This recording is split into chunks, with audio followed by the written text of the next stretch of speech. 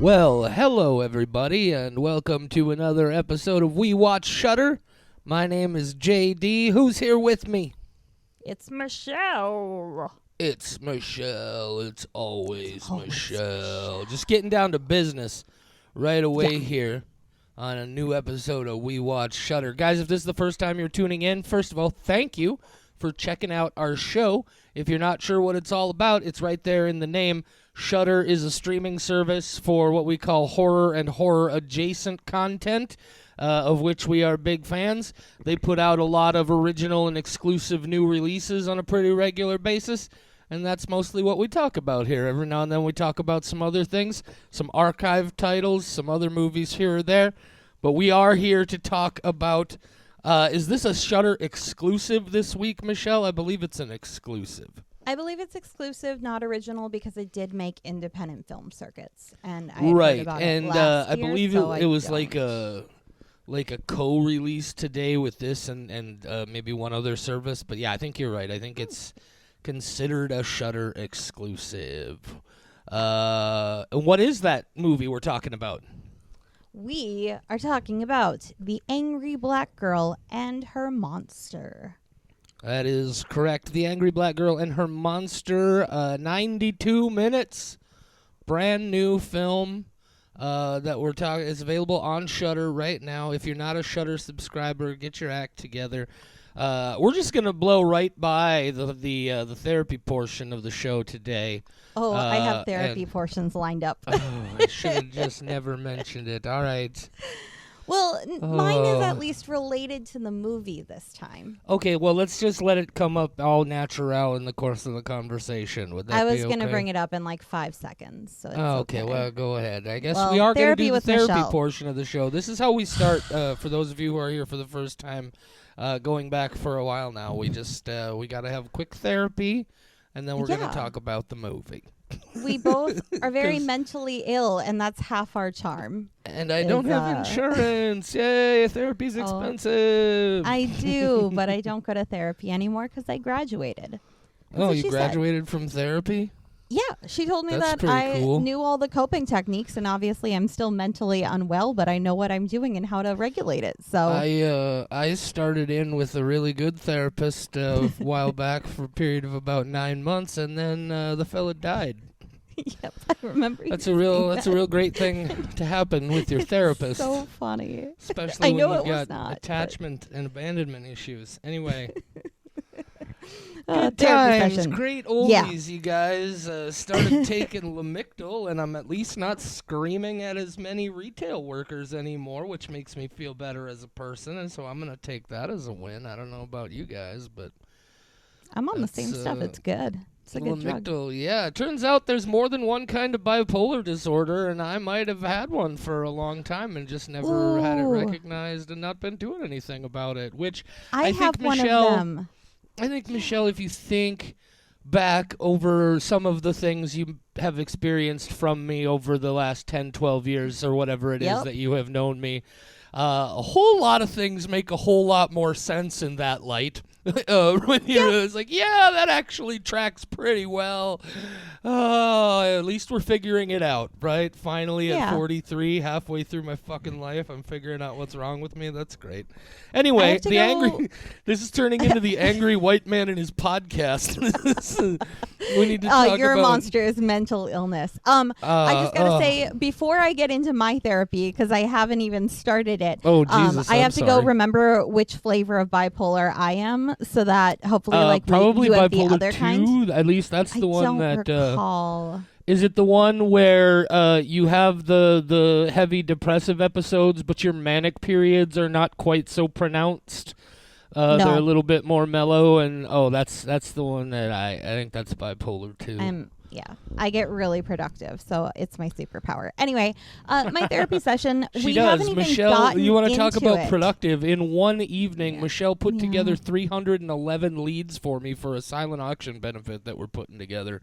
That's this woman. If you need a spreadsheet made, if you need a list of anything, you should start a business, Michelle, where that's just what you do is make lists. Lists? Oh man. God, this movie's gonna have to get put off. I just have to say that I googled your Everybody's hometown. tuning in. They're like, we tuned into this movie to listen to this I'm podcast sorry. to listen to it. I promise we're gonna talk about the movie, guys. But the We podcast are. has evolved into a whole thing. It's I gonna googled be your hometown and the word business, and then the first thing that came up was the Chamber of Commerce, and they have a directory.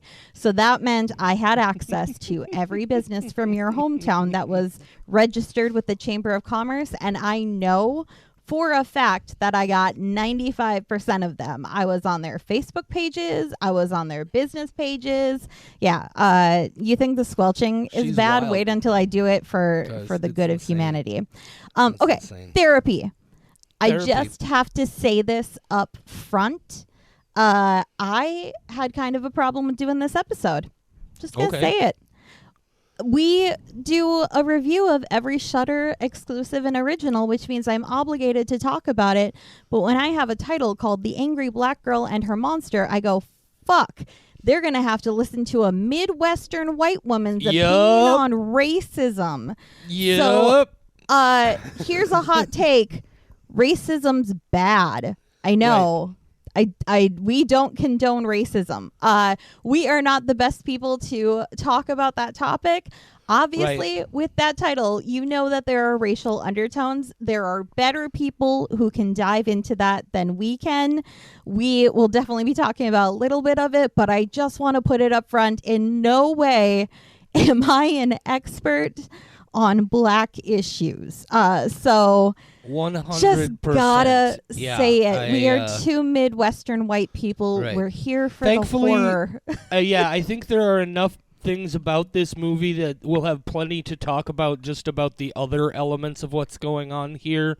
I agree. We are far from the right people to be making any kind of commentary at all on maybe some of the bigger ideas at play here.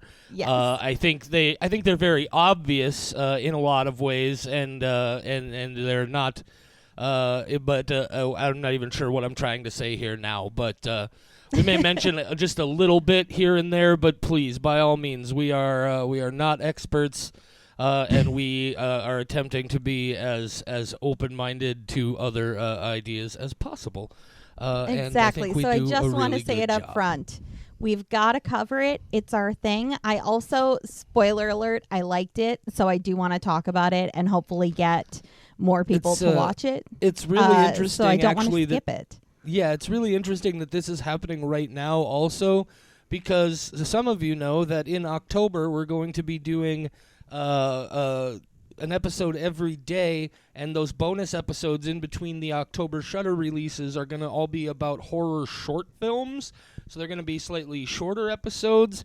And have we told them, Michelle, what some of our weeks are going to be about? Well, I don't believe so. Somewhere come out along the next line, week. we're going to be watching a couple of Ari Aster shorts because obviously he's a big name going on in horror right now. But there's one of those shorts that I have some similar kind of feelings about that when we get down to recording that one. It's just kind of interesting how these came into our recording our field of view at the same time.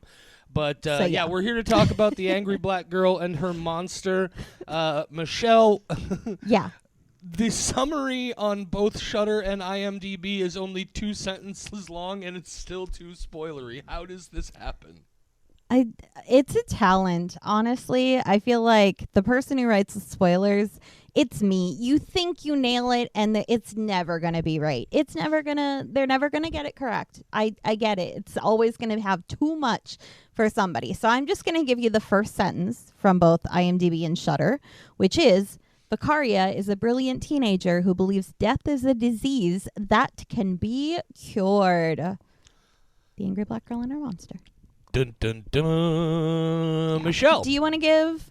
should I give my spoiler-free thoughts? Because I kind of gave them away a little bit. Yeah, hit us with your spoiler-free thoughts here and your skull rating. Yeah, I'd love to tell you how I feel about skulls. Okay. I straight want up, your skulls. That's all of that I can sing before we get so sued. musical today. I need your skulls. Okay, that was a little too much. Anyway. Sorry. Therapy with Michelle. Sometimes you just sing Misfits singing. jams. Yeah. Okay. So love the opening concept of death is a disease. The disease spreads and people show symptoms of the disease, where disease is death. That is a very, very striking comparison, and I feel like they kept that going throughout, and I was so fascinated by that take on it. This is a younger actress, and she completely delivers. She had a big role to fill, and I think she did really well. The monster is very monstrous. I don't want to get into it too much, but I really, really enjoyed this. It was Bamani J. Suri's first full-length film as both writer and director, and I am excited to see what else they will do in the future. 4.75 out of 5 from me. 4.75 skulls for Michelle on The Angry Black Girl and Her Monster. Michelle, I don't know how this keeps happening, but at some point we need to get back to movies that we disagree on, because I also really enjoyed this. I'll be right up front. I feel like the first hour of this movie is overall better than the last half hour. And I feel like the script at times, especially in that last half hour, just the way the plotting plays out, it almost feels like this was a movie and a story that ended up a little too beholden to its concept, and did certain things just because they were trying to maintain certain parallels, but not in a way that overall ruined the experience for me.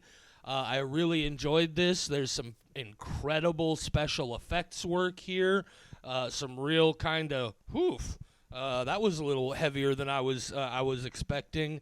I really enjoyed this. Again, some things in the end that I had some trouble suspending my disbelief on, but I came down at a 4.5 on this one. I really, really enjoyed it. Man, I like that you liked it, but I hate that we agree. I really know. like when we don't agree. Now we're just going to be like, man, I like that part. Me too. You've got the record up right in front of you there. When was the last time we significantly disagreed on something? Bloodflower, I gave a 2.5 and you gave a 4. Kuso, I significantly liked more than you did. Perpetrator. Perpetrator. So I guess it does happen more frequently than I thought. Yeah, but it's been a while since we had like a Skinamarink. You know. Oh, for sure. That's a big stretch of opinions there. And the Outwaters. So like the ones that are very divisive this year, you and I also found very divisive. Absolutely. So yeah, well I guess we're just gonna agree for the next half hour. Should we get into the spoilers? Yeah, guys, if you want to go check this movie out before we tear into a bunch of spoilers, now is when you're gonna want to push that pause button. Make sure you come back after you watch the movie and see what we had to say about it. Michelle, you're kind of the go-to person here on this these days because I'm terrible at it. For those people who maybe decided they didn't want to go back and watch the movie, why don't you summarize the plot of The Angry Black Girl and Her Monster? Absolutely. I'm gonna eat some cheese while you do this. So fucking random. Okay, this is a modern retelling of Mary Shelley's Frankenstein, where a young girl, Vicaria, is a scientific genius, and her mother died after being shot. Her brother died in a gang drug-related dispute, and now her father is addicted to drugs because he keeps losing people who he loves. So Vicaria decides she's bringing her brother back. Death is a disease that needs to be cured, and she's going to figure out the cure. So she zaps him with lightning. He's a monster now. And then there's a lot of stuff that happens in her life that isn't related to the monster, and I actually found a lot of that very compelling, but not horror, and I don't want to get into the things I don't think I have a place to talk about too much, but I will say that it is very good. I actually think that this is kind of like a horror version of The Hate U Give.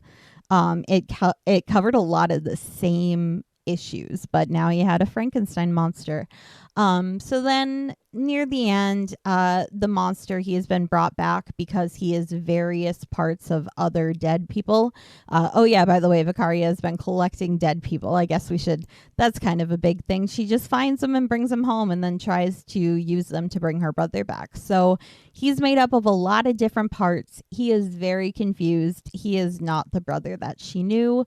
So she decides she has to kill him, but then she finds out that before he died, he killed her entire family with the exception of her, I believe, niece.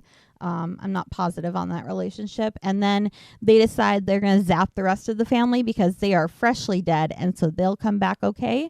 And then it kind of ends on a somewhat positive note. I thought this was going to be a devastating ending. I don't know which way I would have preferred that. But yeah, she starts bringing everybody back, even the unborn infant in her sister-in-law's stomach. So that's pretty neat. She cured it. She figured it out. Michelle. Yeah. Mm-hmm. The child is in her womb, not in her stomach. It's in her uterus. I knew you were going to comment on that. I knew the second I said it, because I was going to say belly, because I'm used to talking to like, uterus. Yeah, but I usually say like, oh yeah, there's a baby in the belly. Like if that's like when I make those references talking like a kid or something. So I was going to say belly and then I said stomach and I went, that's very different. That's a weird place I to keep a baby. understand anatomy kind of. I knew the second I said, I went, fuck, that's going to be the most controversial thing I say today.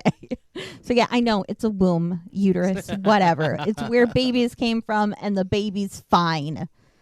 JD, your thoughts? Yeah. My thoughts, I like I said, I really enjoyed this movie. Especially, again, I thought the first hour or so was more compelling than the last half hour. Basically everything right up to when her father dies. I was really, and much like you said when you were summarizing the plot, interestingly, a lot of the more horror-involved elements of this are what I found to be some of the least compelling parts of this film. There is a lot of really great character work and storytelling going on here, and in a lot of ways, like this almost feels like somebody said, hey, we need somebody to write and direct this horror movie project for us. You're free to do whatever you want to with it, but we want it to be somehow based around Frankenstein. And somebody was like, hey, I'll take that opportunity, and found a way to get those elements in here. Now, I'm not saying they don't work entirely. I think a lot of it, especially, again, in the first hour, I thought they did a really good job of blending those concepts all together. But in the last hour, it almost feels like the resurrected brother goes bad just to go bad. I think it's a very sort of loose and simplistic kind of, there's like, oh, they called him a monster, so he became a monster. I know that's a very common theme, but I thought they literally just come right out and tell you that, and I don't remember a lot of moments in the movie where the resurrected brother was being specifically called a monster. Anyway, maybe once or twice. Most of my issues with this are related to how the overall story connects with the resurrected brother, the Frankenstein elements. I thought, like you did, the bit at the end where she starts, she's able to bring her family back because, as it turns out, the problem with her brother was he wasn't freshly dead and wasn't all his own parts. But like, I felt like when they went into that room and all those people were dead, like I thought, holy shit, this movie is just going for the real fucking bleak ending. And then that whole thing just with the resurrections and her sister and her sister's in utero baby all coming back. I don't know. It felt kind of tacked on and forced to me. I don't know that I would have preferred just the completely bleak version either. Like, I'm not sure which one of those I would rather. But just some, first of all, some top level performances here. Leia DeLeon Hayes, who plays the lead there, Vicaria. I really enjoyed her. Probably my favorite performance and my favorite, I think, best acted scene in this movie comes from Chad L. Coleman, who was Donald, Vicaria's father. In that scene, early on in the movie, where Vicaria is in the teacher's office and he's there with her, and he just, without getting super carried away and threatening and aggressive, just very sternly and directly just put that woman in her place. I loved that performance. I thought there was great acting all over this movie. But yeah, I just ultimately feel like a lot of the things that brought it into that horror territory were almost more than I wanted from this, and I would have liked it to have been just a little bit more about what was really going on here. I was convinced that there's a metaphor in this movie that I have not read online from anybody else to the extent that I had it in my head. So I might have made something up, but the metaphor that I thought of throughout this movie completely contradicts what you think about the monster. So I'm just going to let it loose. Yeah, have at it. Maybe it was intentional. Let's hear what your thoughts are. Maybe it wasn't. But it felt like a perfect metaphor in what I thought was happening, and now I don't know because I haven't had like a ton of time to research, but I was trying to find interviews, anything to confirm. So here's the deal for me. She's trying to bring back her brother Chris, and she's building her life back on the bodies of Black people. Out of so much destruction and carnage and grief, of course she's going to create a monster, because that level of death is only going to cause more pain. And it's going to come back as a monster. It is monstrous what happens because of these situations. And the end, when I thought it was devastating, I was thinking, okay, well, they're going to do this because, of course, nothing good can come from what is happening to them. And then when they brought them back, I went, oh, except like maybe love in kind of like a weird way could be the thing that like starts to cure this disease, and that they're finding a way to get past the symptoms. So for me, it felt so perfect, but I have not found anything online that confirms that. And I don't know if it's spelled out to that extent or if it's just something that I went, oh, I see this. Well, and I think I may have given you the wrong impression with what I said, because I definitely agree with you. Like, I think the metaphor obviously is, not being able to get past death and building new generations with death upon death. Like, I got the metaphor there. I think what I was trying to say is I was so caught up in this story about this girl and her family and all this stuff going on in her neighborhood that when it did get into the more horror and sci-fi horror Frankenstein stuff, it almost felt like a weird tone shift to me, is kind of more of what I was saying. Like, it almost, I get what the metaphor is they were trying to present. I for some reason, this felt, for me, it felt like I was kind of jostling back and forth between two different kinds of movies, is kind of what I was trying to say. Is it kind of one of those situations we are used to in horror where it feels like two completely separate movies in the same kind of movie? It does. That's more the tone? Yes. Yeah, because, I truly enjoyed both the book and the movie The Hate You Give, and Vicaria really reminded me of that lead character in a lot of ways. So when she was talking about her neighborhood and the things that she's experienced, it felt like that. And then I was like, oh, but there's also a monster, so it's better. Right. It like, almost give me a monster in any movie. And I'm probably only thinking this because there's a podcast that I just started listening to where they're talking about it. But this, in a lot of ways, felt very Buffy the Vampire Slayer to me, right? Like it just definitely live in her was life, but right. It definitely was going for more serious drama and had a lot of things on its mind. But that show as well often felt like it was beholden to its gimmick at times, and to its I don't want to say to its detriment, but it definitely made some of the lower performing things. Now, again, I want to be clear. None of these elements were enough to really bring this down. I enjoyed this whole experience. This is a movie that I think you should see. Again, in those moments where it gets a little bit more serious, there is crazy good acting here. There's actually some really great, subtle writing, too. My favorite moment in this is early on in the first scene with the teacher when she's in the classroom. The teacher keeps calling her Vicaria, and she corrects her. She says it's Vicaria, not Vicaria. And this is what got me, is later on in the movie when Kango sends Jamal to get the girl, to get Vicaria, after she and the newly resurrected Chris have broken into that car and stolen the drugs. Even Kango, the picture of just opportunistic, taking advantage of people's desperation, Kango, even he can gets her name right. There's but everybody gets her name right. It's not even that hard. And I just thought that was a very subtle thing that I really enjoyed. This is a great movie, has a lot to say, and some things some hard truths here, right? The scene, I really come back to the scene where Vicaria finds her father dead. And of course it's their resurrected brother Chris who killed him.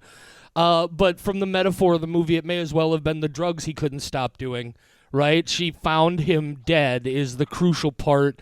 And of course she's blaming herself because she brought Chris back from the dead, is sort of parallel to she's blaming herself because she knew he was doing this and didn't try to stop. Because there's a scene where Kango sits her down and shouts in her face that he's the only reason basically that her dad is still alive.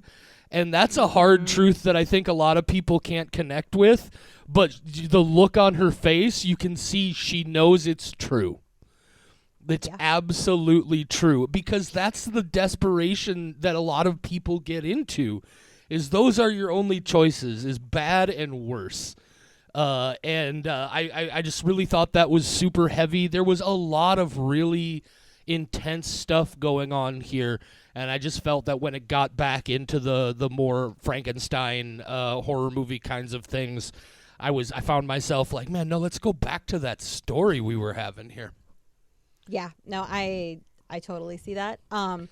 We're glossing over a really big part of this movie, and I got to make sure we talk about it. Absolutely. To get to that, my small segue is going to be that I really like the character of Vicaria, and I think that they somehow make her so likable in the beginning, just this nice nerd who's known to the neighborhood kids, and I know it's her niece, but that's still a relationship she has with people in her neighborhood, and she just seems so friendly and very smart, and then 5 minutes later she's doing something fucking gruesome to a corpse and talking to the corpse being like, oh Chris, I'm gonna bring you back. It's something that if done incorrectly we would have stopped rooting for her, but somehow just the actress and the way that it's written, it brought me, I was like, this is disgusting, but I want her to succeed. I still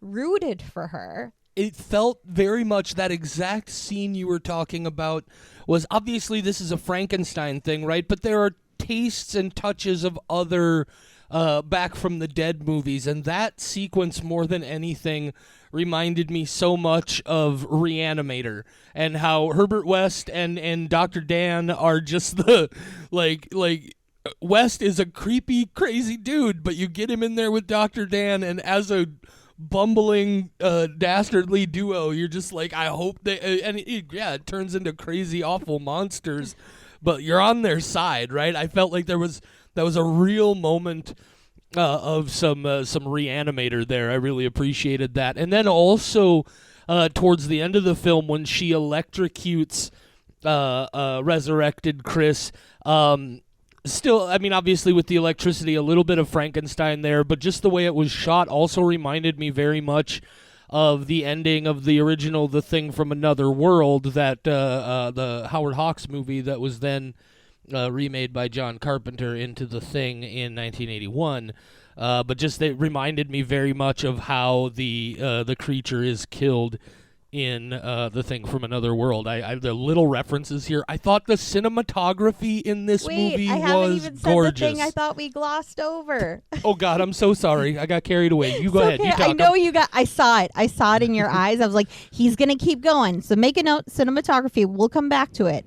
Gotcha. I just gotta say, the I get a special rambly, effects. I get a rambly, and sometimes Michelle's just got to be like, "Whoa, slow down, buddy."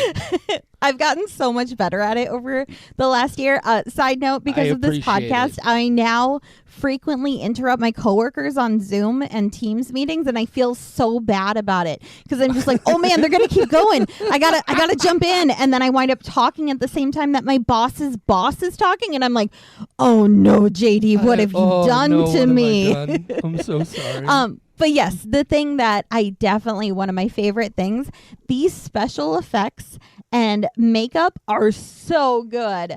I truly, really often do not want to see the monster. It is never as good as what I'm building up to in my brain. And the way that they give us small shots and very little direct views of it, it is gross and it is great. And every time they show me some, I'm like, for once, I kind of want to see more. So when you do see quite a bit of this monster, it is disgusting and it delivers in a way that so many monster flicks do not. They give us too much and it's not good. This is giving us too little and it's very good. It is, it's so squelchy. I love it. I love it. Yeah, and also what I love about that is because of the way they slowly present it to you, and exactly what you were talking about there, if you take a really good look at it, when you finally get the full look at the best look at the face you get at the end of the movie, it's a very simple makeup, right? It's just really dirty and like dark, desiccated, leathery skin, and everything's kind of caved in and barely like the suggestion of a face. But it's very simple. It's not complicated makeup at all, but it's so effective. Even in like the way they show you some of the kills earlier on. I'm thinking in particular of that one where she comes across the cop with his brain splattered out on the pavement, and they give it to you in just flashes, right? Like little strobe flashes, and each one lasts a little bit longer. They really played to their strengths with the way they presented those things. I thought it worked really, really, really well and drew a lot of effect out of, again, what is ultimately, I think, if you really broke it down, some pretty... I don't want to say amateur, but just very basic, like level 1 special effects makeup, where you just got to make sure you display it right, and they did a fantastic job. Yeah, it's just like cat eyeliner. Like when you're trying to do a cat eye and you're not doing it symmetrically, it looks super goofy, but if you know what you're doing, it looks great. And that's exactly what this makeup is. Like I could do this monster. I know how to do a symmetrical cat eye. You just got to do the simple basics, but do them really well.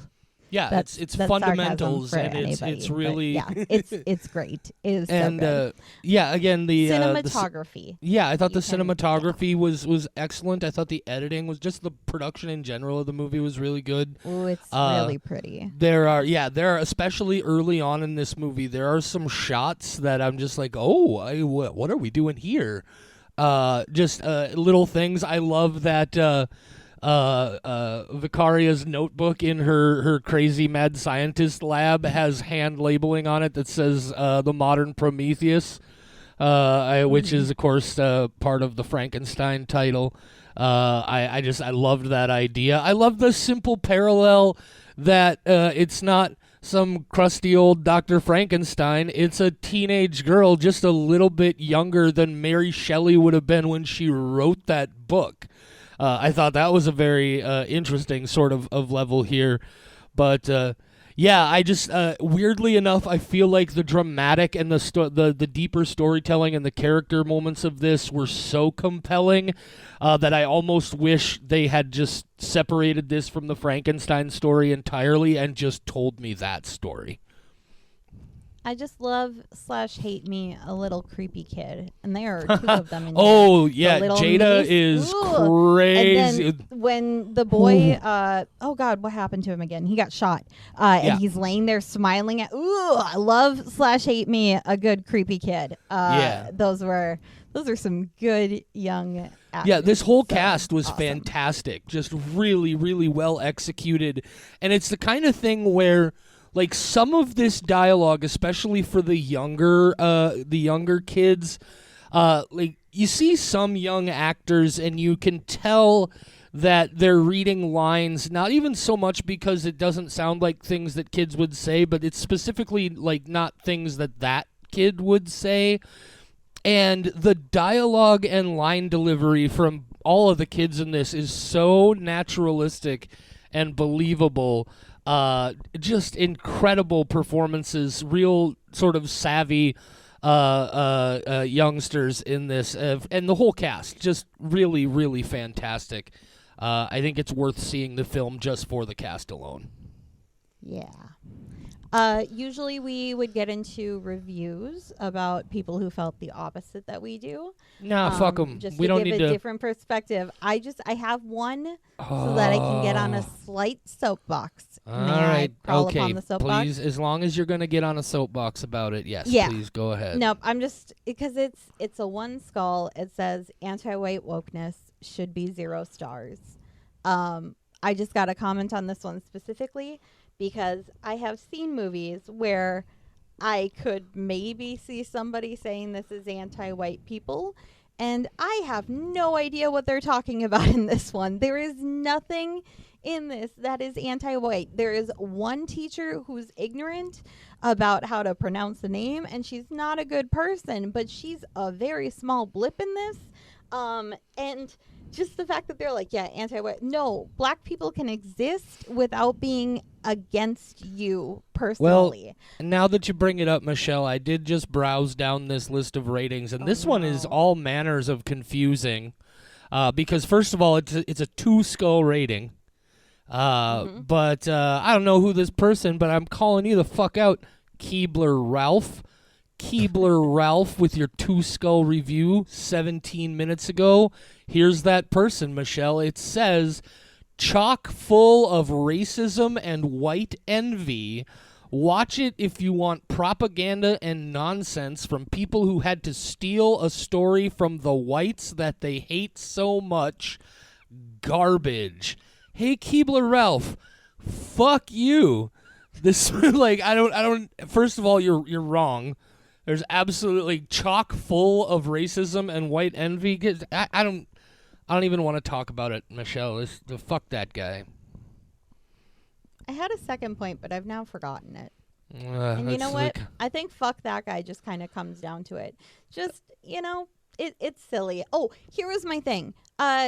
It's because this review, I've talked about this, how like the horror reviews on Shudder drive me crazy because the people in my circle who like horror movies tend to be like some of the most open-minded people who want to explore the disturbing reality of a lot of different things, and that's why we enjoy horror. And it's on a horror site that someone doesn't like that there is a movie with racial messages, which is silly because think of the entire catalog of horror. Have you ever seen Night of the Living Dead? Yes. How many times black people have existed in movies just to have slurs hurled at them, to be seen as inferior to everybody else in the film? There is a trope where the black person dies first in horror specifically. Yeah. And there's one movie that happens to like not even really go into like, this is a black versus white thing. White people did this to us. There's that's nothing in here. It's a retelling of Frankenstein. And there's one white person in this movie, and she's in 2 scenes within the first 20 minutes, and then it has nothing to do with white people ever again. It's like so all the silly. bad guys are people from that neighborhood, black folks who are maybe everybody finding you guys god damn it. They know if they've continued listening to this point, they're hopefully in agreement with us that the horror genre is full of this stuff. If anybody at Shudder by chance is listening, I don't know, maybe find this Keebler Ralph fella, and I get it, he's probably paid up, but is his $6 a month really worth it to you to keep this Keebler Ralph around? Maybe you send him an email and be like, take your fucking racism elsewhere and, cancel I'll pay it. Shudder. I'll pay Keebler Shudder Ralph. his subscription I'll fee pay to double take away every his month subscription. if you cancel Keebler Ralph. I will buy an extra subscription if you take his away and never allow him to watch good Block movies the ever IP address. again. Anyway, guys, go check out The Angry Black Girl really great. and Her Monster. Like if you have young people, especially young girls, weirdly enough, there is a little bit of a very positive, maybe girls get into STEM a little bit more. Just don't bring your Young brother girls, back from listen the to dead. this old white guy tell you how Right? things should be. Listen to the message from that this was- older white gentleman. Yeah, that other. There was the one other scene that reminded me of Reanimator when she's sitting in the classroom telling the white lady all about how she maybe death isn't a state, maybe it's just another disease and all this, and it very much reminded me of West having that argument in Reanimator. Go see this. It's a good movie, guys. It's got a lot of things to say. It has its flaws, but. Can I tell you one last thing that just reminded me that I wanted to mention because I thought it was so ridiculous how this I have so this movie is about a teenage girl who builds an electrical contraption to bring her dead brother back to life, right? As you do. that I'm willing to suspend my disbelief on. But in the last 15 to 20 minutes or so of this movie, Jamal fucking whacks Kango deep in the shoulder with a machete.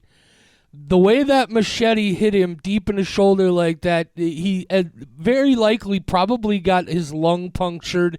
It might have hit his heart. At the very least, he severed one or two critical blood vessels. That dude is going to bleed out in a couple of minutes, and he sticks around for another half an hour or so, and it's not even the giant machete gash in his shoulder that results in his ultimate demise. That was a bridge too far for me. I couldn't suspend my disbelief on you had that to one. take a skull. I have the most gerrymandered borders of suspension of disbelief. I will just let some shit go, and then other things, it's that's bullshit. He would have been dead in minutes. When they fucking chopped that dude's face in half almost with that machete. They did some cool shit with that machete. That was pretty dope. Okay, I do have one more final comment. And I love it when this happens, where we are like, I think we're done, and then it's like, oh no, there's more stuff to talk about. This is just my last little thing. The cops in this movie are kind of a jerk. You can say what you feel about cops. But it's funny because this is a movie about trying to reanimate people with electricity, and she's young and she's doing this, and I thought of what the signs that you might become a serial killer are. And one of them is mutilating animal corpses. So I was like, oh, maybe she'll take this a little further. And then that reminded me that a guy I used to date used to mutilate animal corpses. And he did essentially what she tried to do to her brother to a squirrel and cooked the squirrel. And now he's a cop. So just do with that information what you will. Ooh, well, that's... that was a memory I completely forgot about until core this memory movie unlocked. Core So that's memory interesting. unlocked for Michelle. Holy shit. Oh God, we did get into the heavy issues, and I tried Oh, to do a disclaimer, but yeah. So go watch this movie, guys. It's really good. It's worth seeing. It's again. I didn't think it was perfect, but I enjoyed the hell out of it. I will definitely watch it again at some point. Huzzah! Huzzah! Michelle, what are we talking about next week? Next week we are talking about Nightmare, and then finally Spooktober is here. Spooktober. Nightmare. You gotta You know what find some time on your schedule to record with me because we have should. A lot of episodes. We should probably do some tomorrow, and I don't know, maybe still yet tonight. Who knows? We may get crazy. But have coffee in the fridge. It's 12:30. Dear God. I don't need to sleep. We talked about how I have manic episodes. I sleep very little as it is. That's how I watch 100 movies every month. I don't sleep. I'm fine. Let's do this. I'll see you on the next call. We'll see how it goes. Let's go. For right now, say goodnight, Michelle. Good night, Michelle. We Watch Shudder is a production of Rat Factory Media, your home for all of today's Rat Factoryist podcasts. The views and opinions of the hosts and guests of We Watch Shudder are their own and do not necessarily reflect the views and opinions of Rat Factory Media. But wait, aren't Rat Factory Media and We Watch Shudder the same people? Shut your cake hole, Charlie. Nobody asked you. We Watch Shudder is available free on all major podcast platforms, and the easiest way to support We Watch Shudder is also free. Just leave a rating and review on your platform of choice. Merge your consciousness with ours on Facebook, Instagram, TikTok, and Twitter. We're at We Watch Shudder on all those social media platforms. Or find us the old-fashioned way, on the web at WeWatchShudder.com or by email at mail@WeWatchShudder.com. Heck, you can even leave us a voicemail at 701-566-9510. No, seriously, 701-566-9510. Try it if you dare.